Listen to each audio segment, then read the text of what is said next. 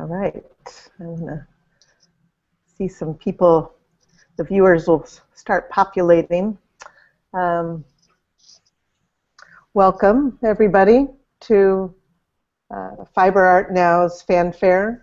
We're very excited today to be having a conversation and studio tour with Rebecca Mezoff, a tapestry artist, contemporary extraordinaire. I'm just been listening to some of her stories, and it's really, really interesting. So I'm glad you're all clicking on. I'm going to move a little slow because I'm seeing the viewers beginning to sign on. Oh, happy Sunday afternoon, everyone from Nova Scotia.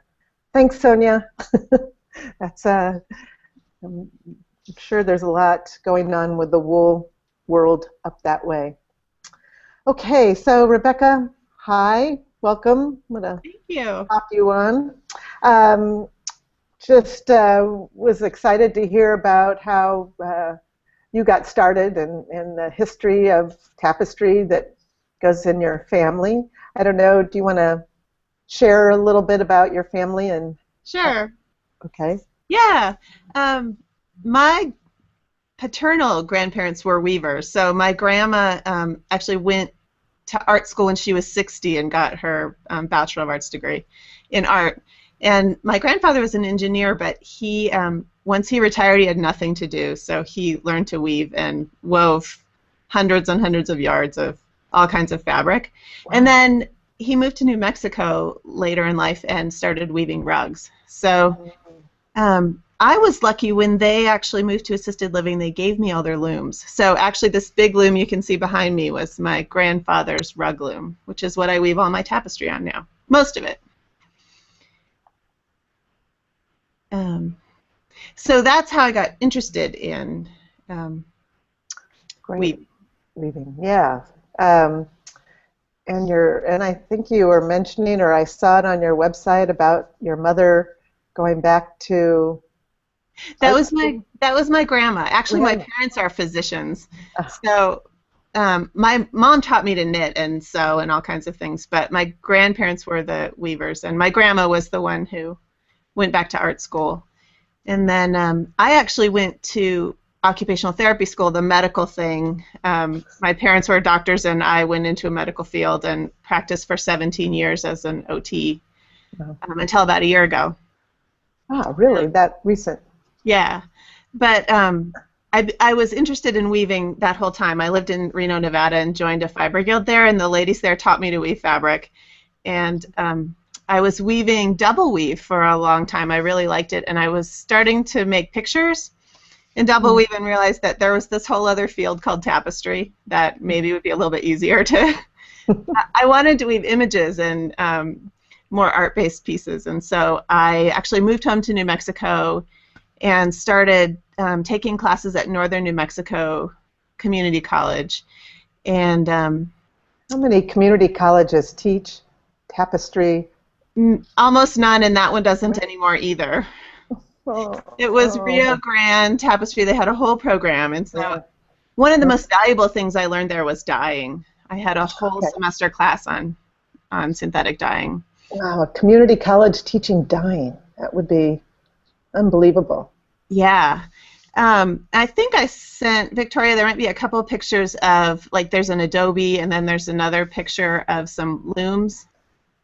That was the kind of weaving that I was doing there. And while I was there, I met James Kohler, and I actually dropped out of that program after a year and went to work with James. And tell us a little bit about James Kohler. James was, how do you even start talking about James Kohler? If you're from the Southwest and you are interested in tapestry, you probably know about him. He was a Benedictine monk for 10 years in northern New Mexico near Abiquiu, and he learned weaving there. They had a weaving workshop, and then he left the monastery and took a loom with him and started selling his work at shows in, this was probably in the mid-'80s in New Mexico, and quickly made a pretty good name for himself. And when I dropped out of the program in 2005, he had his own studio in Santa Fe and was teaching all the time, and he took me on as an apprentice. So I spent 3 years in his studio working with him on his, I didn't actually work on his work, but helping in his studio. And then he, in exchange for the work I did for him, he taught me. So he unfortunately died in 2011. So that apprenticeship was cut short, I think. Yeah. Well, how lucky you were to have those 3 years Yeah. under his tutelage, because those are so invaluable. Yeah, you never know. That I still have questions that I wish I could ask him, but. Now, I know Victoria's got some new images up here for us, so I don't know. Let's see. That one is, so that has to do with the, I lived on this mesa in northern New Mexico about the same time I was James's apprentice. I lived actually over an hour north of Santa Fe, so I did a lot of driving on this mesa, and that is where the Emergence tapestries came from, the petroglyphs on this. Oh, yeah. So this actually was the first tapestry that I wove under James while I was doing the apprenticeship with him. And the spiral came from the spirals on the petroglyphs in this place that I was living in Velarde, New Mexico. Are you, does the spiral just, it seems like it comes through a lot of your work? Yeah, so I did a whole series, 7 of these Emergence tapestries, and it started with that spiral image, which really for me was thinking about change and emergence and all the things spirals kind of mean in New Mexico and that part of the world. There's a lot of Native Americans, of course, and the Pueblo people left these pictographs and petroglyphs on the rocks, and I coincidentally ended up living on this petroglyph preserve in Velarde. I didn't even know they were there when I moved in, but I shortly realized that it was covered with these petroglyphs, and so I started reading more about rock art and the beliefs about the emerging from one world into the next, which is some of what the spiral is. And there's one right there. This is actually one of my nieces, but an example of one of the petroglyphs that was just maybe 100 yards from my house. Wow, that's just, yeah. That is inspiring, just that image. Yeah, they were all over the mesa, so it was really interesting. And then I just used that spiral over and over. There's so many ways when you're working in series to just keep, keep playing with it. Right. And do you want to tell me about the image? I don't know, Victoria, did you get that image of the haiku and the barn images? Oh no, I don't have additional images. Okay. Right. I see the email, but it looks like I just have the names, the file names, but not the. Okay. All right. The barn piece is down a little bit, Victoria. The skinny purple, yeah, right there. So that piece is called "Barn Burned Down. Now I Can See the Moon." And if you've ever heard that haiku, it's a Japanese poet from the 17th century who wrote this haiku that's actually quite popular. It goes, "Barns burned down, now I can see the moon." That particular piece, just as a story of where some of my work comes from, I was in Germany I had a show with James Kohler and Connie Gardella in Erfurt, and we went to Austria at the end of that show, and we were hiking in the Alps, and there was this old barn, and it had wide slats through it on the edge of the barn, and I was looking through it, and you can see the light through the slats, and then this whole image of, what if it was on fire, and sort of seeing the light through the slats of this barn led to that piece, and there was another piece that went with it. Wow, they're really... That one. Boy, that's exciting, that piece. Which gets me, I want to know a little bit now about your process. For first of all, how do you, are you designing with, you sketching these out, or how do you come up with this beautiful design? Yeah, so lots of ways. I actually use mostly paper and pencil. I do sometimes use the computer. Photoshop is really fun, but it gets really complicated in Tapestry. It can be hard to render things from Photoshop into Tapestry, I think. So I use a lot of paper and pencil and my head. A lot of my designs happen when I'm hiking. I really like to walk a lot, and so that process of going for long walks, after about 20 minutes, my brain kind of shuts off, and then I can design. Mm-hmm. So a lot of that happens in my head. And then I also have lots of journals. I have tons and tons. So this is an example of one just from a class I took, and I take a lot of photographs. This was an example from a class to show me how to do something. But I'll take, for example, I might take or find images on the web, and I'll keep a file on my computer, but also I sometimes will print them out so I remember what's happening, and then I can take bits of those, and I often just trace and do layers with tracing paper. Yeah. And it can take months and months and months where something will start and then I won't have another idea about it for a long time, and then it'll come back. And then when does it get to the big wall behind you that we see? So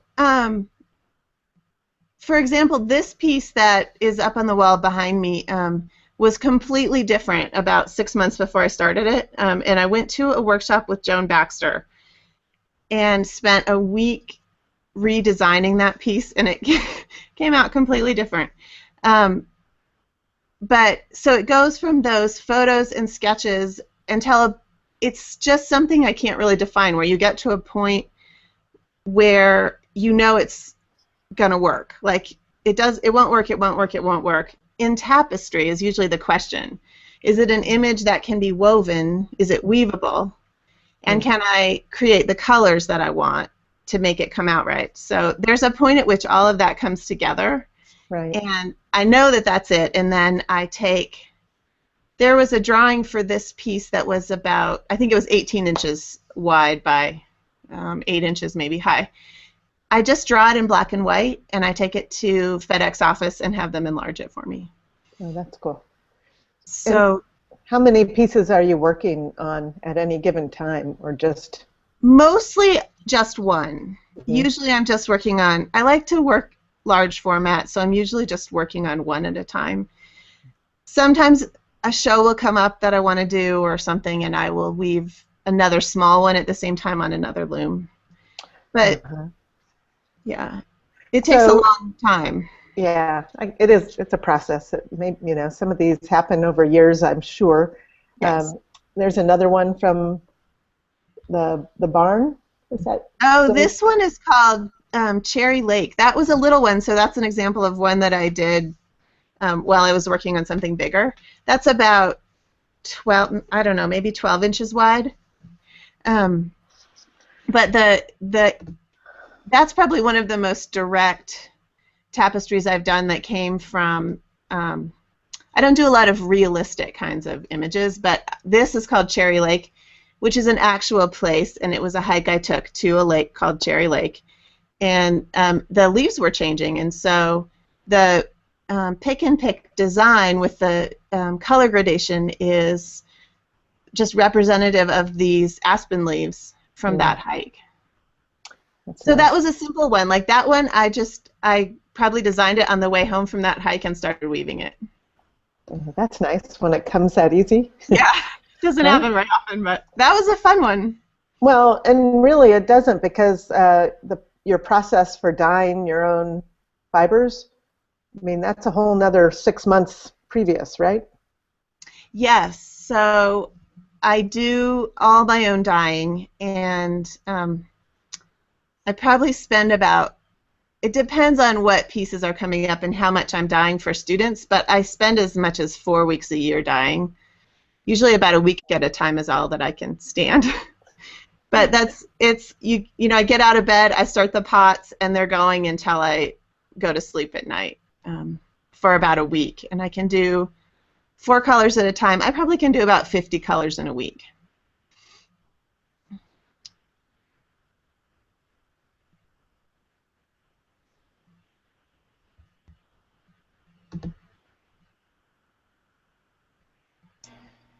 Oh, that's pretty cool. It looks like Cami is frozen. I thought so. Hi, Victoria. Hi, how are you? So I guess we'll move on to your association with American Tapestry Alliance. Yeah. ATA is fantastic. It's just a great organization of all volunteers. The whole thing is run by volunteers, and their website is something I recommend. If you're interested in tapestry, spend some time on the website. They have lots and lots of educational articles. There we go. Ah, is Cami back? Yeah, I'm back. Okay. You were talking about American Tapestry Alliance. Thank you, Victoria. Yes. So they have. I'm blanking on they have shows that are electronic, so you can go and they have exhibits. It's called ATA Tex, TEX, or something like that. Anyway, it's all free, and you can go and look at all these wonderful educational articles and resources about tapestry with tons of images.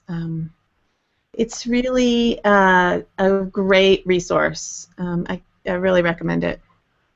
And I just like to follow them on Facebook. They always have a tapestry of the day. Yes. Mary Lane is always good at that. I am the co-chair for ATB 10, which is just ending. That's the big international juried show that American Tapestry Alliance puts on every 2 years. And so that was a lot of work, but it was interesting to see the behind-the-scenes thing of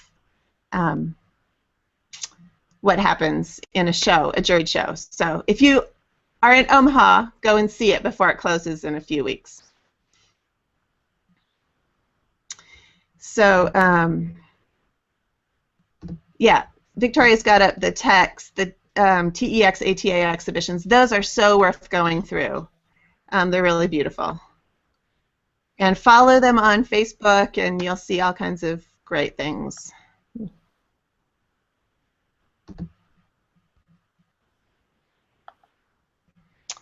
Wow.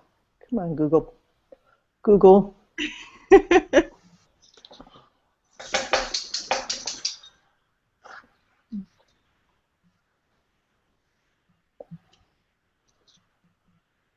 The other thing that ATA does is Tapestry Topics. So if you're a member, they have a newsletter that comes out 4 times a year. That's a magazine, basically, that's online. And they really have some great things. I think the one coming up is about native weaving and traditions. I think I'm back. I don't know. Do I sound back? Yes. I hear you. Yes, we hear you. Okay, good. And it looks like we have a question, too. I'm not even seeing the webinar jam, Victoria, so. Oh, okay. It looks like, do you see that question from Kay? Yeah. Yeah, so, right, when I said about the dyeing, about a week is all I can stand, it is about how physically challenging it is. So I'm lifting these huge pots of water all day long. And about a week, I love it. It's so much fun because you can make any color you want. But it's really tiring. So you said you were using synthetic. Synthetic dyes, yes. Right. Do you want to? I don't know if I missed something there, but I was wondering, do you have any? We asked the question on our Facebook page about studio rituals, and we got the most wonderful responses from people all over about, you know, what happens when they walk into their studio or their creative space. And so I was wondering if you had any, I don't know, studio rituals? Yeah. It's funny thinking about that question.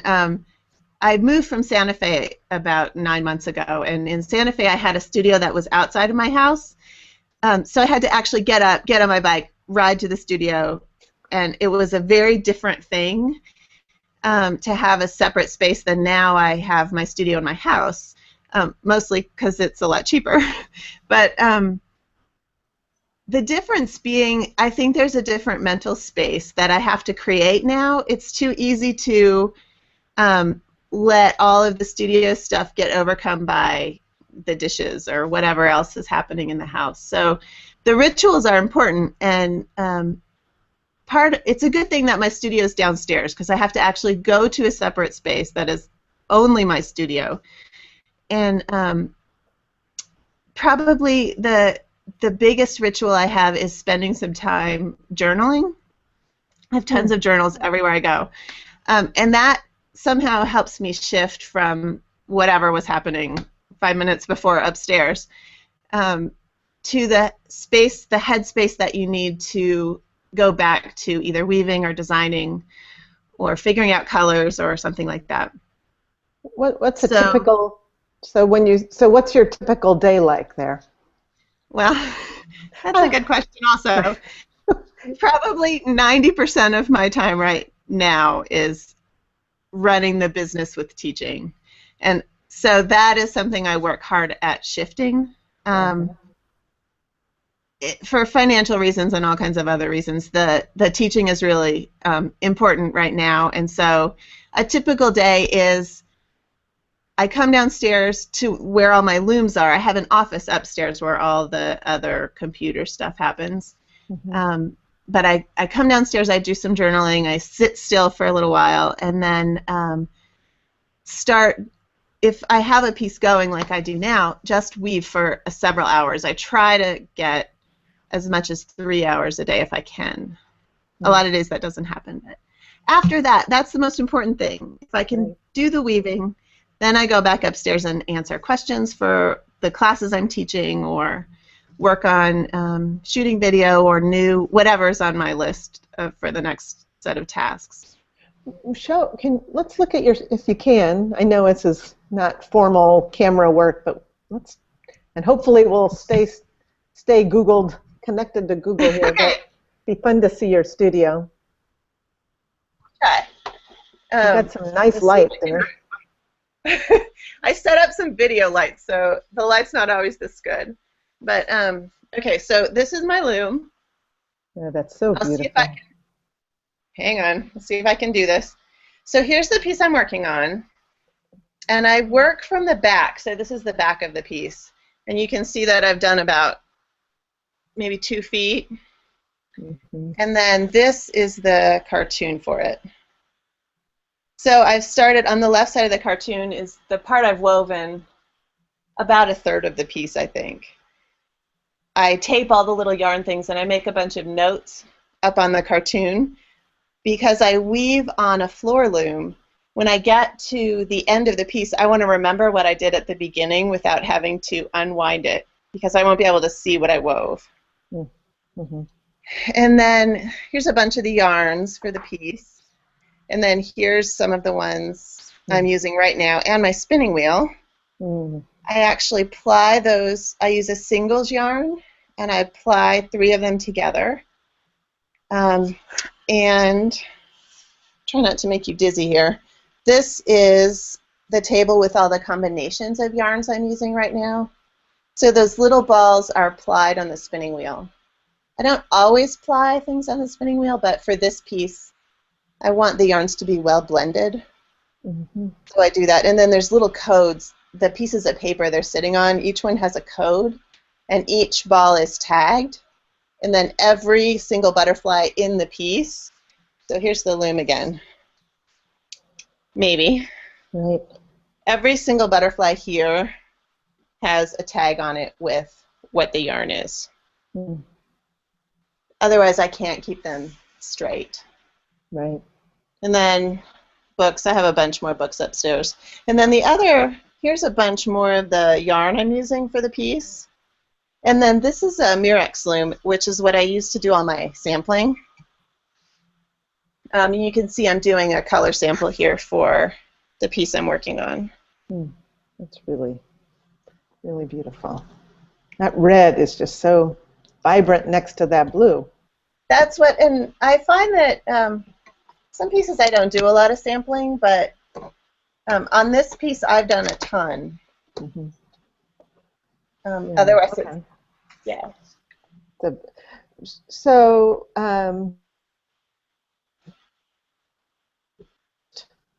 I know I get this wonderful newsletter from you at least once every 3 weeks. I don't know. What's your, tell us about how your business side, the hat you have to put on. Yeah. I do send, I have a newsletter. I send it Thursdays every other Thursday. You are so organized. Well, Thursday's my favorite day of the week, and I figure that I should make everybody else's week better. I don't know. I just picked Thursday because I like it. Okay. So the newsletter is just sort of updates about what classes I'm teaching and sometimes a little bit about whatever I'm thinking about that week. I write a blog that has sometimes crazy stuff. Usually it's all tapestry-oriented things. So I had a post recently about some old tapestries I saw at Denver Art Museum. Right. Popping up your blog. Victoria's got your blog up there. Yeah. Wow, that's beautiful. Often I'll do reviews of shows or that I've gone to or things like that. So, and a lot of stuff about technique and how to do certain things in tapestry. Or if I have students that are having a perpetual problem, I'll make a video and put it on my blog. I want to get to your teaching, but are you your own website administrator, and do you do all your own social media? You're pretty amazing, just knowing if you are. I can't tell you how much I wish I had an assistant. I do everything myself right now, so it's been a big learning curve. If you look at my YouTube channel has a bunch of videos. If you look at the ones I made 3 years ago versus the ones I made now, I've made a lot of progress. I'm getting better. Right. Yeah. Victoria and I know that story well. Our first webinar, I just want to redo it over, you know, because we're just learning, and it's not. I'm not editing these. You know, it's a very obviously casual conversation, but each one gets a little bit better. Well, that's a big part of why I spend so much of my time doing more administrative stuff, because of the learning curve. I mean, it took me a long time to figure out how to run a video camera, and that I needed lights, and how to edit video, and all my online teaching is all video based. So I have shot hundreds of hours of video by now, and so it gets better. Wow. So let's talk about your teaching. When we were talking about it yesterday, it sounded, and then when I was on your website, I was watching the video that talks about your online teaching. It looks like a really good platform, very easy for students to, you know, take piece by piece and learn at their own pace and still be able to connect with you. Yeah. Well, that was my whole idea of doing the online classes.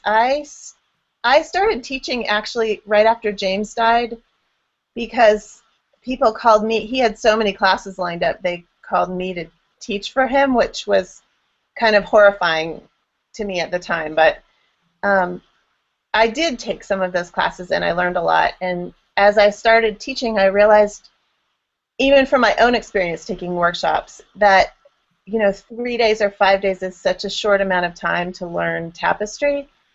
That I wanted to create something where people had an extended period of time to ask questions from a teacher and practice. So that's why I did the online thing.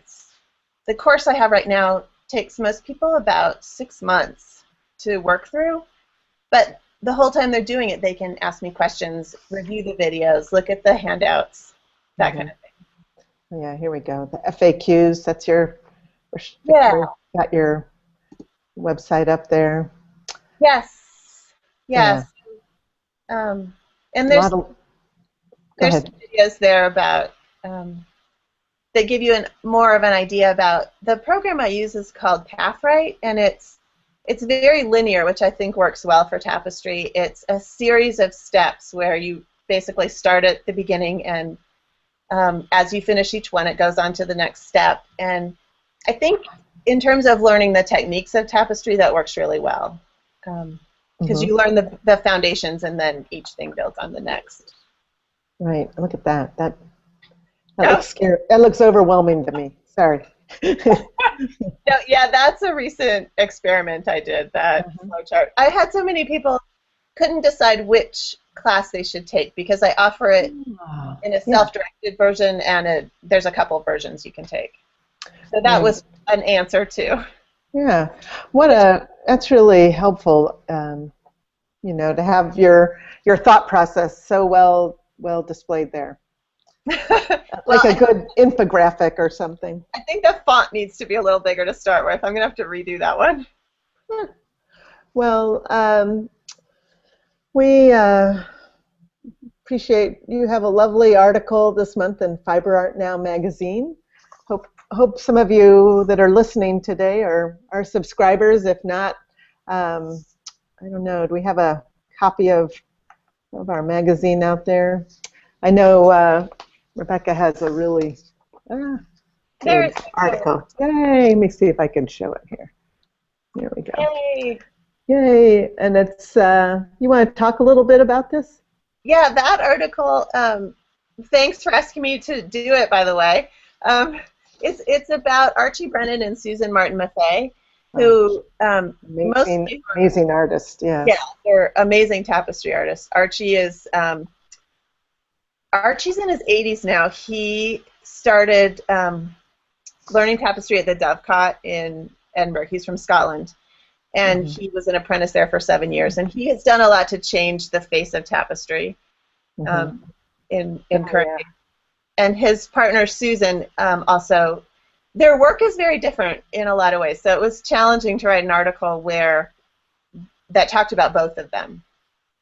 Right. But they definitely have very similar ideas about some things, which I talk about in the article. One of the things that I really like a lot about what they say is that tapestry is a journey up the warp.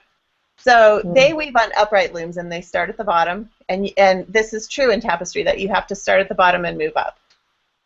And you can't really. There's a great photograph there of Susan on a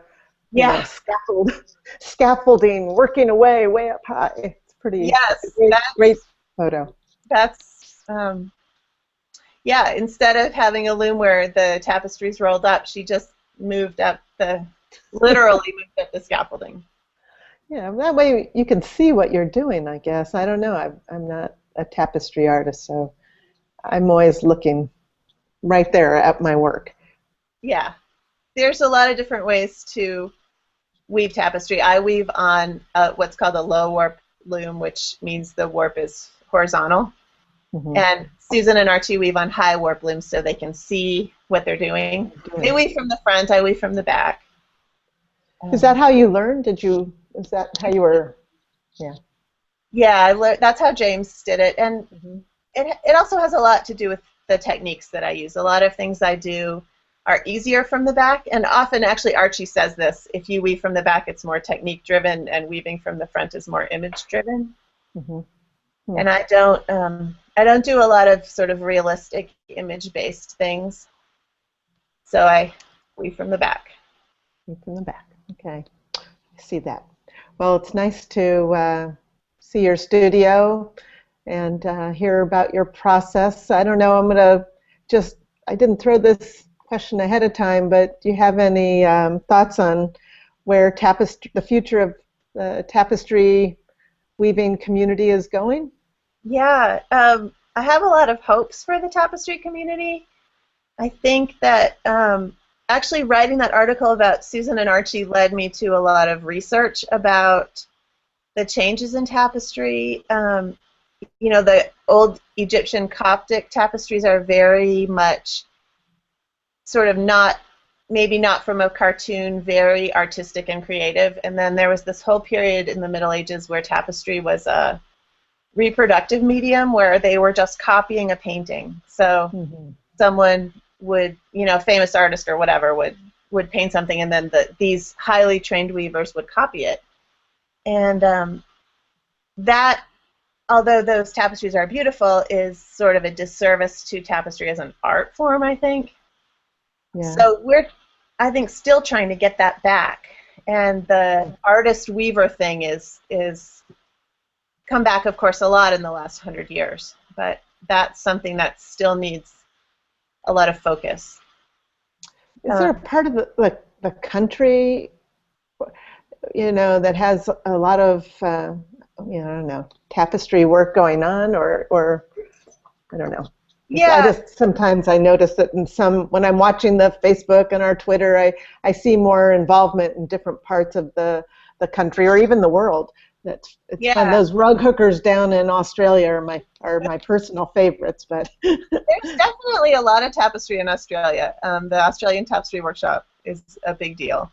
And I think they've trained a lot of tapestry artists. I think there's still a lot of people in Scotland, around the Dovecot in England, and cold places where there's a lot of sheep. Finland, Denmark, they have a lot of tapestry artists. And then the Pacific Northwest in the U.S. has some amazing tapestry people. New England, the East Coast, I think has, I don't know, a fair number. And, of course, the Southwest has a lot of tapestry that's more, maybe not as contemporary kinds of tapestry, more traditional Navajo, Rio Grande kinds of things, which feeds a little bit into the interest in tapestry, but I don't know how much it feeds into contemporary tapestry. Well, and for you, do you have any future exciting projects you're looking forward to? I'm looking forward to finishing my next online class. Oh yeah, okay. Still shooting video, and I keep promising people it'll be done. Hopefully. What's the topic? What's the topic of that one? Oh, it's a color gradation techniques, which is a class I've taught a lot in person. So I'm just actually putting it in video. And after that, I'm actually going to do a short sort of intro to tapestry kind of class, which I think will be good. Well, that's fantastic. Yeah. Then I hope to do a lot more weaving. Oh yeah, that too. Yeah, well, that's exciting, and it's really a gift that you put together all the videos and all that technical support, because that helps the newcomers, learn and grow, and it helps raise the awareness. Yeah, I guess one of my biggest hopes is to get, that's actually probably one of the biggest focuses of me doing this business, is to get young people interested in tapestry. Most of my students are quite a lot older than me. I'm 42. Most of my students are a decade or 2 or 3 older than me, and I would like to shift that age average. I think it's a great thing to do tapestry, but I think sometimes there's, I don't know if it's an economic barrier, a time barrier, or just that younger people don't know what it is. So I see a lot of weaving happening on social media, and I'd like to get some people interested in contemporary tapestry as an art form. Let's do it, boy. Yeah. I just keep thinking, if we give them information on different media, like these silly webinars that we do, maybe we'll capture some, all generations, but a wider bandwidth might find some interest and not be so intimidated, or I think I think the intimidation thing is big. I think that people think of tapestry as having all these rules and being so difficult, and you have to have fancy equipment, and even though I weave on a big loom like this, you don't have to have a loom like that to weave tapestry. It can be very simple and not expensive. Well, good. I say we end on those good words. Excellent. Well, thank you, American Tapestry Alliance, for supporting us today. We just appreciate, they've been behind Fiber Art now since, 2011 when we launched, and this is we're in the middle of our 4th year, so we're holding strong, and we appreciate their support. And Rebecca, thank you so much for helping pull this together, sending us all your slides. we really appreciate you taking the time to do this webinar. Victoria, you rock. Oh, there go my dogs. I'm signing out on that note.